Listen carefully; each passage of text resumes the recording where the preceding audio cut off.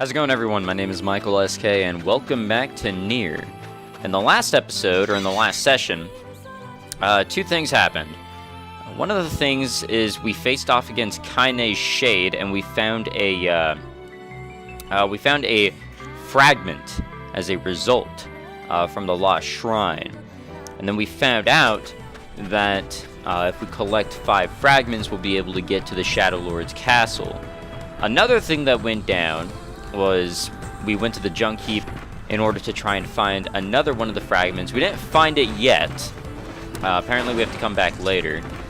But what we did find, or what we found out, was that Jacob died, and now Gideon wants to just kill robots. While we were there, we were able to get some memory alloy so that he could actually fix up a weapon that he wanted to give to us. However, it won't be ready for a while, so we'll come back later on, and then I think at that point we will figure out exactly where this stone fragment is. Just completely off topic, I just feel like I should bring this up now before I forget. This might be a little bit of an uncomfortable recording session for me, because for the first time... Something appears to be amiss with these creatures. Yeah, they're shades. Wow. That is not what I meant. How to explain it? You think about it while I kill him. Well, I'm failing to attack them. There we go. Aw, man. Oh, he's already dead. Cool. Anyways, this may be a uncomfortable recording session for me because for the first time, and I never knew this would ever actually happen, I'm actually recording on my floor. I don't have my desk on me anymore, or I don't have my desk to record with me here, because I'm currently moving into an apartment, and that's actually one of the few things that I decided to move on over. So this may be uncomfortable because I am hunched over on the floor right now to play this, but I think all will be okay. I mean, not like I can be worse than I already am at this game. So we're going to head over to the Forest of Myth, because that's the next place we got to go to find one of the stone fragments. And then, by then, hopefully, we will have our, what is it? Gideon will have our weapon ready to go. Hopefully. Fuck. Okay, I hate riding this thing. Sure, it's fast, but goddamn, it is not reliable. Boy, oh boy, what is happening over here? The shades are trying to attack the boar, or at least this guy is, this fucking idiot. The boar shouldn't attack us anymore. I think I brought this up before, but I don't think this guy's gonna... Yeah, he won't attack us. Thank God. Dealing with him the first time was super annoying. But here we are back at the Forest of Myth, and I can already guess what they're gonna have me do here. I'm not looking forward to it either. This is gonna suck ass, especially since I'm on the floor. This is the village from the dream. Yeah. Truly a nightmare I hope never to experience again. I hear you. Well, we'll probably have to experience the nightmare again. Let me save the game, so just in case if I fuck up, you know, all is well, I guess.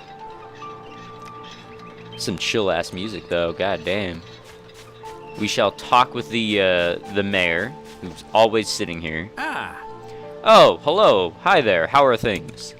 Huh? You want to know if anything unusual is happening? Well, I have been feeling a rather strange presence whenever I visit the Divine Tree. The Divine Tree? Yes, it's a legendary tree that exists in the heart of our village. Did you investigate the cause of this presence? Not really, no.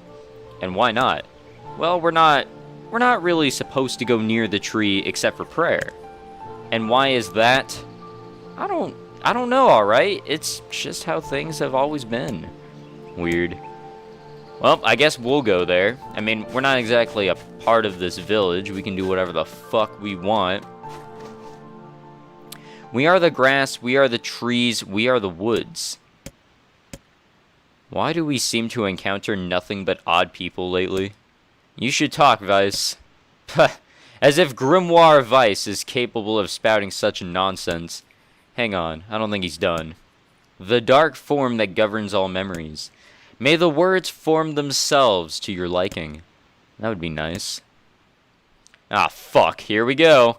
Black pure darkness, painted over everything. Words, scattered here and there across the blackness. Kind words, difficult words, amorous words, all sparkling in the dark like jewels. The words were few now, but time was shorter. Grabbing the words in desperation, the tree turned to the sky. "This is wrong," whispered the tree in the voice of wind through the leaves. "This is not how it was supposed to be. The plan has failed." Once long ago, the tree had remembered everything about the world. This was its task, its purpose. It shivered with something approaching joy as it collected the memories of mankind. This was no accident. Emotions were as much a part of the tree as root and bark. Memories collected like dew on the thick green leaves of the tree. And once they had formed a web that spanned the entire world. Words collapsed into sunlight before passing through the leaves and into the pool of memory. From the pool, the words joined together to form colonies. The colonies united into whirlpools of light, and the light coalesced, fucked into the stars. Each star was like a child of the tree, and it loved them all.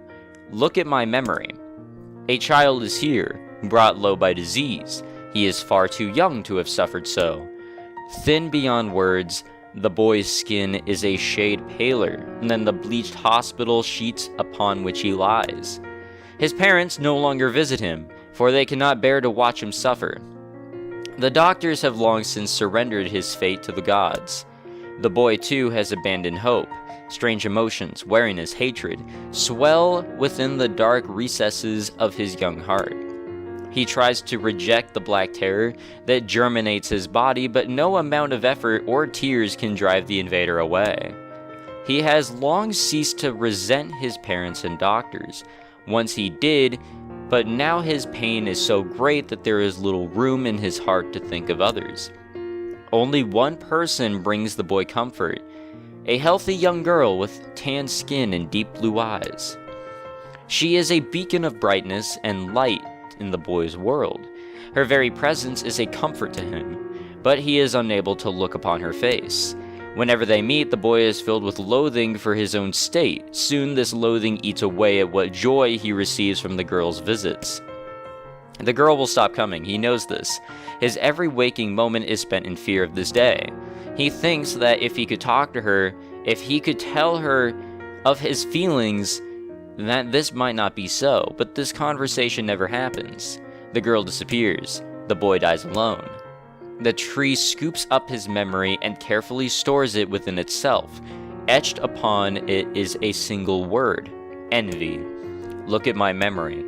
There is a female warrior.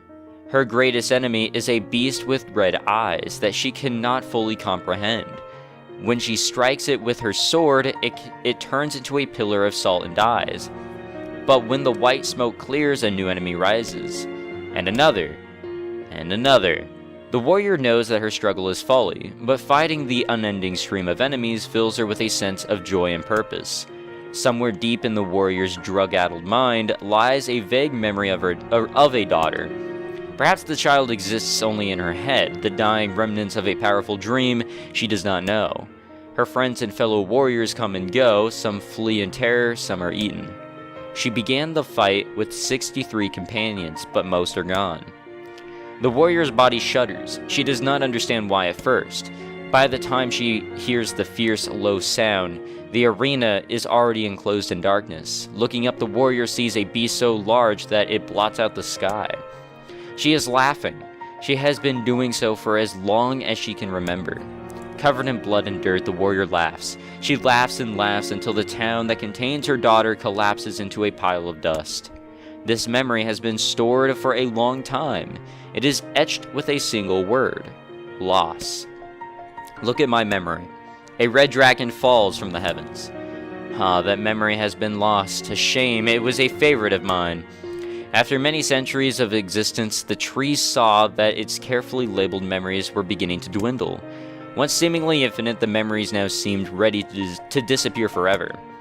The tree did not feel sadness at this. Grief was an emotion beyond its comprehension. It did, however, have the distinct feeling that something was missing. The mountain of memories it had so carefully assembled had disappeared. The tree stretched its branches as far as it could, but new memories refused to flow. The pool of memories was a black, empty pit, a hollow place where life had once flourished. The tree had lost its purpose. There was nothing to be done but sift through the few remaining memories littering the ground under its branches. And this is why the tree was pleased when the man and his companion entered the room. "Well, this place is gloomy as hell." The room Nier had entered was almost completely empty. All he could see were a few crystals scattered haphazardly on the ground. Picking up one of the crystals and peering into it, Nier suddenly saw a familiar sight.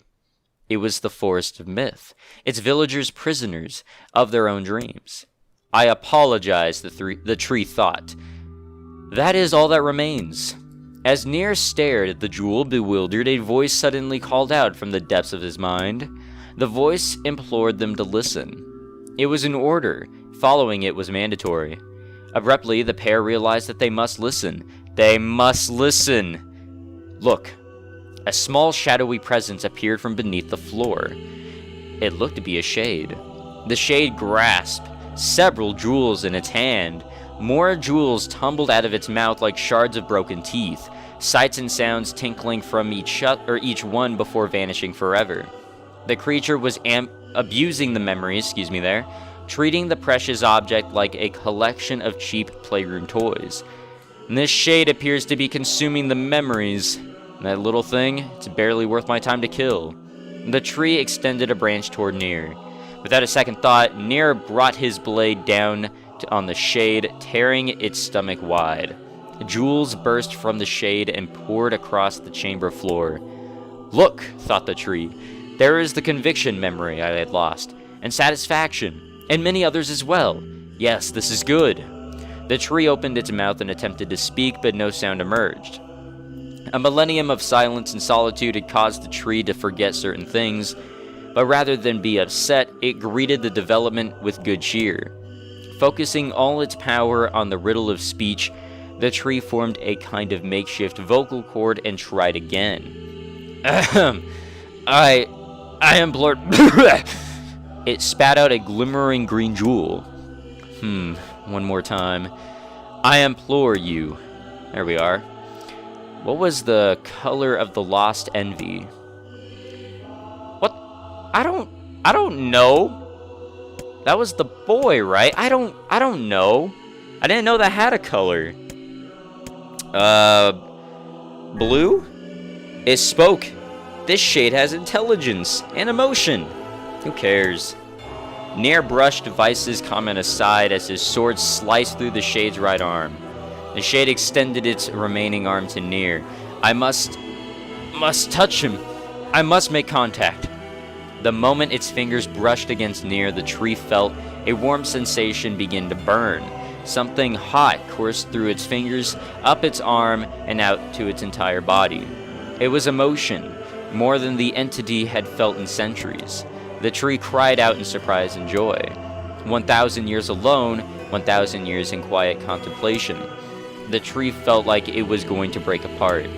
For long centuries, the tree had been alone, its heart sealed with heavy chains, but no more. New powerful emotions began to take hold, causing its heart to lighten. And this was more than the simple emotions it had been designed to feel. It was the beginnings of a soul. And the man was the key. This was the promise made long ago. This was how it would be released. The tree's stomach began to throb in pain, a new and unpleasant sensation. But the time was not yet right. "I implore you, how many were lost by the warrior who fought the red-eyed beasts?" Oh shit, yeah, her daughter and 63 friends. I remember that. Okay, real time is over. I'm gonna kill this stupid shade once and for all. Something round and shiny fell from the open stomach and clattered to the floor. "The key!" shouted the book. "Grab the key!" The man's sword slowed. Time began to dilate around them. Stretching and slowing. Time is essential. The next word must be heard. The words explored. It became difficult to discern their meaning, the pool of memories began to crack as infinite blackness burrowed its way into the wall. This world is falling apart. How can a world of letter... I implore, most important thing, world... It's gotta be Yonah! The light was complete. The memories disappeared. The tree's identity began to dissolve. As the letters slowly faded, Nier was drawn back to the real world, and the tree was satisfied. That was really weird. I don't really know how I could describe any of that. What in the... I never realized that shades were capable of rational thought. I don't care if they can tap dance and play the fiddle. Can't I just kill something without all this voodoo nonsense? With the tree defeated, we no longer have to worry about being buried in its world of letters. Unless, of course, time itself begins to rewind. Well, we got the memory tree key. Now we can leave this fucking place. God damn. Well, I didn't remember what the, what that first one was. I guess I was lucky when I chose blue. What next? We can go and see if the letters arrive from the younger brother, or we could go speak with Popola and go do something different. I kind of want to finish up the whole thing with Gideon and see if we can get that key going. So I guess we'll go see if the letters arrived. Let's see if the junk heap kid sent us a letter. I guess we gotta return home regardless. I mean, if he hasn't sent us a letter, then we can just go speak with Popola. At that point, it's whatever. So, we're 2 out of the 5 keys that we need. And I want to say once we've got all 5, we can go kick the Shadow Lord's ass, end this game, and then that's it, I guess. I don't think there'd be anything else to do. Unless there's multiple endings we get to explore, which I really would not be surprised about.